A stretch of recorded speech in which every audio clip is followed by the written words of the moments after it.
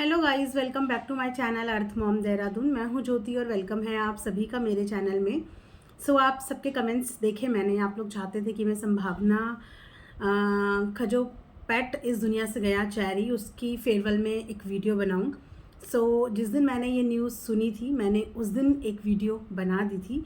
शायद आप सबने देखी होगी, और जिन्होंने नहीं देखी तो उनके लिए आज एक फेयरवेल वीडियो बना देते हैं, जिस वीडियो में मुझे और भी बहुत सारी बातें करनी है। इसीलिए मैं रिक्वेस्ट करूँगी कि इस वीडियो को अगर आप एक पेट पेरेंट हैं तो ज़रूर देखिएगा, पूरा ज़रूर देखना, क्योंकि पेट भी इन कंटेंट क्रिएटर का एक कंटेंट बन गया है। एक्चुअली मैं सबकी बात नहीं करूँगी, क्योंकि संभावना इन सब में बहुत एक्सेप्शनल थी, और संभावना का वीडियो ही मैंने इसीलिए पसंद करना शुरू किया था, इसीलिए देखना शुरू किया था, क्योंकि अगर उसने अपनी जर्नी अपने पेट्स के साथ शुरू करी थी तो आज उसको 3-4 साल हो गए, उसने कभी उन पेट्स को अपने आप से दूर नहीं किया, उनके प्यार में 1 इंच भी कमी नहीं करी। जिस तरीके से उसने शुरुआत करी थी उस तरीके से उसने प्यार को बढ़ाया ही होगा, लेकिन प्यार को घटाया नहीं होगा। संभावना का कंटेंट मुझे दिल से बहुत बहुत बहुत ज़्यादा पसंद था, क्योंकि उसका प्यार उसके पेट्स के लिए दिखता था। हम जब बिग बॉस में संभावना को देखते थे तो उसकी एक बहुत अलग पर्सनालिटी हमारे सामने आई, जिस पर्सनालिटी पे शायद मैं भी यही समझती थी कि ये बहुत लड़ाकू टाइप की महिला है, शायद अगर इससे बात करो तो ये लड़ेगी। लेकिन जब व्लॉग देखने शुरू करे तो उसका एक दूसरा साइड भी देखने को मिला, कि हर ज़ोर से बोलने वाला इंसान या हर चीखने चिल्लाने वाला इंसान रियल नेचर में भी ऐसा हो, या उसका एक और साइड जो बहुत सॉफ्ट हो, जो बहुत बचपने से भरी हो, ऐसा भी पॉसिबल है। ये सारा संभावना की वीडियोस देखने के बाद पता चला, और जो उसका प्यार था पेट्स के लिए वो तो दिल को ही छू गया। इसीलिए उसकी वीडियोस मुझे बहुत पसंद आते थे। यहाँ पे हम एक पेट को भी मैनेज शायद इतने अच्छे से नहीं कर पाते होंगे जितने अच्छे से संभावना 3 से 4 अपने पेट्स को मैनेज करती थी। आज एक लास्ट रिचुअल जो हमने कोको के टाइम पे भी देखा था, और आज वो लास्ट रिचुअल हमने चेरी के टाइम पे भी देखा। वही बात जो मैंने अपनी वीडियो में बोली थी, आज संभावना ने भी अपने व्लॉग में वही बात रिपीट करी, कि जाते जाते उनकी बच्ची अपने पापा को तोहफे में उनकी सीरीज़ हिट करवा के चली गई। खुशी और गम का पल साथ साथ था, जहाँ पे ना तो वो खुशी ढंग से एंजॉय कर पा रही थी, ना वो गम ढंग से बना पा रही थी। ऐसी सिचुएशन कभी कभी हमारी लाइफ में आ जाती है, जहाँ पे हमें समझ में नहीं आता कि हमें खुश होना चाहिए या हमें दुखी होना चाहिए। बहुत अच्छी ज़िंदगी और बहुत लंबी ज़िंदगी चेरी जी के गई, और इतनी खुशनसीब बच्चों में से एक निकली कि उसकी सारी यादें यूट्यूब पे है। हमें जब भी वो याद आएगी, उसकी इतनी नंबर ऑफ़ वीडियोज़ हमारे सामने हैं कि उसकी वीडियोज़ देख के हमें शायद कभी ये फील भी नहीं होगा कि वो हमारे बीच में अब नहीं है। इस समय पे संभावना का एक गाना ऑडियंस बहुत याद कर रही है, जो गाना वो अक्सर चेरी के लिए गाया करती थी।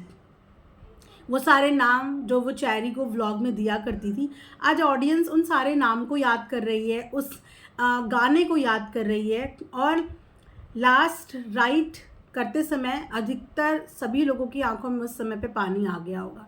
लेकिन मैंने अपनी वीडियो में बोला था कि जब मैं चेरी के बारे में बात करती हूँ तो जिस तरीके से उसका कलर था ना, वाइट पीस, वैसे ही वो एक पीसफुल सोल थी, जिसे देख के सच में न जाने क्यों लेकिन मेरी आँख में आंसू नहीं आए। वरना मैं इन चीज़ों के मामले में बहुत इमोशनल हूँ, लेकिन चेरी का नाम, मतलब नाम में ही मिठास चेरी, और वाइट कलर चेरी, उसकी इतनी सारी मेमोरीज क्यूट वाली कि मेरे को उसका नाम लेते हुए और उसके बारे में बात करते हुए सच में स्माइल आ जाती है। ऐसा लगता ही नहीं कि वो हमारे बीच में अब नहीं रही। जब पंडित जी ने बात करी, उनके लिए भी दिल से मेरे बहुत रिस्पेक्ट निकली, कि सच में आज के ज़माने में ऐसे लोगों की बहुत ज़रूरत है, बहुत ज़रूरत। उन्होंने ये बात बिल्कुल सही बोली कि इंसान के लिए दौड़ पड़ते हैं, लेकिन जब बात आती है पेट्स की तो लोग पीछे मुड़ जाते हैं। ये अक्सर होता है, और सच में उन पंडित जी के लिए रिस्पेक्ट इतनी ज़्यादा बढ़ गई कि उन्होंने बेझिझक ये बात बोली कि एक बार एक किस्सा ऐसा हुआ था कि एक अपने पेट का अस्थियां लेके आया, लेकिन सब पंडित भाग पड़े।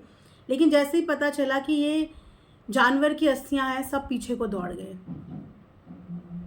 तो उन पंडित जी के लिए भी बहुत रिस्पेक्ट आई कि जीव जीव होता है, चाहे वो इंसान हो चाहे वो जानवर हो, जिसके अंदर सांस है, जिसके अंदर जीवन है, वो जीव ही है। और जीव से किस बात का भेदभाव नहीं करना चाहिए।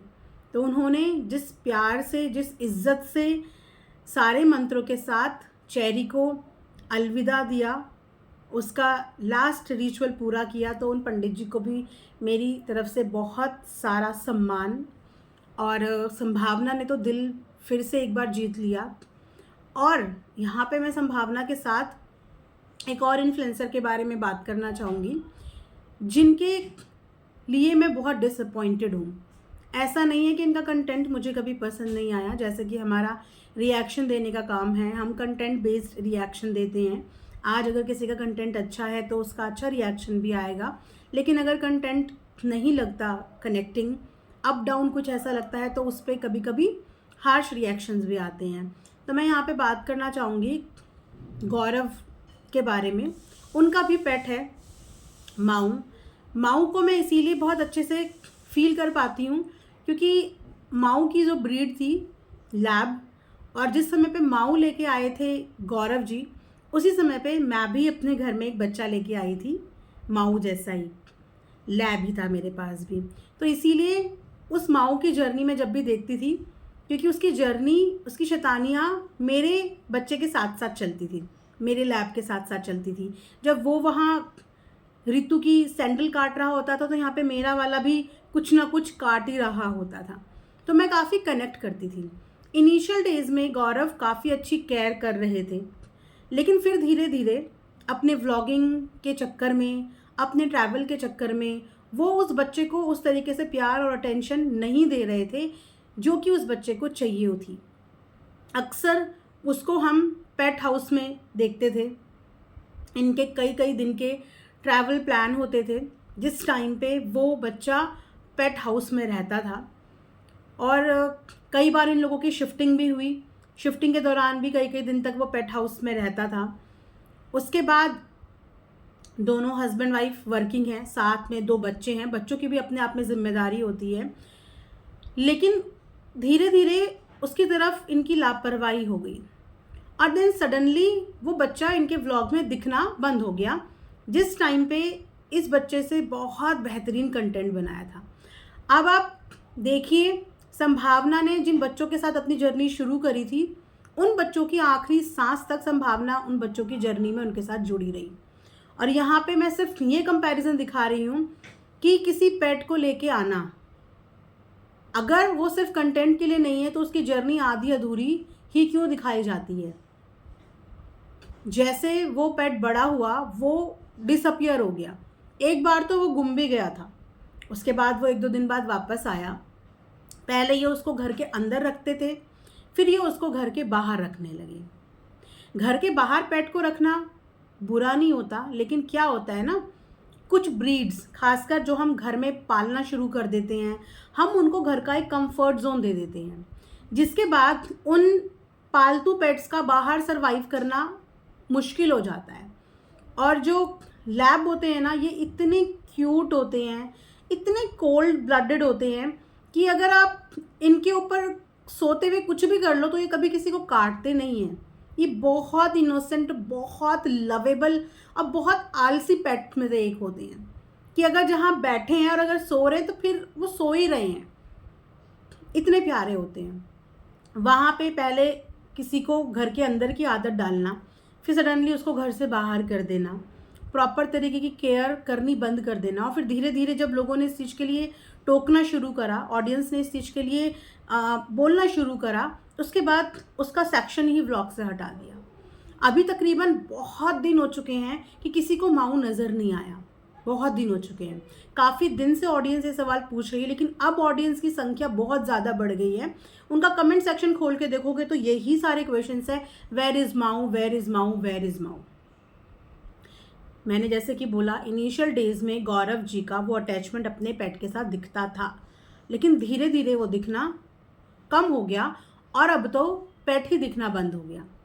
तो इनके एक शॉर्ट में एक झलक दिखी मुझे।